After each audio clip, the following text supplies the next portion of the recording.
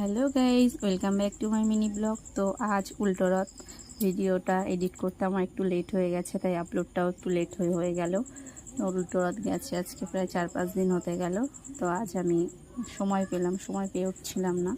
তো যথারীতি জগন্নাথ দেব ছিল মাসিবাড়ি, আমরা চলে এসেছি মাসিবাড়ি থেকে জগন্নাথ দেবকে নিতে। তো মাম্মাম তো আগে গট করে সিঁড়ি বেয়ে উঠে গেল ওপরে। জগন্নাথ দেবকে নিতে এসেছি, আমরা এখন রথ নিতে এসেছি।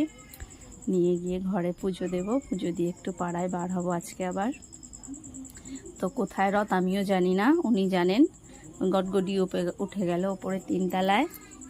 দেখো রথটা এখানে রাখা আছে, আর জগন্নাথ দেবকে কাকিমা আসনে বসিয়ে রেখেছে, পুজো দিয়েছে কদিন। তো রথটা নিয়ে উনি নামছে, আমি বলছি দাঁড়া আমি নিয়ে আসছি। তার হবে না, সেই আনবে রথটা। তো কথা তো শোনার মেয়ে নাও। তো যথারীতি রথটা নিয়েও নামলো।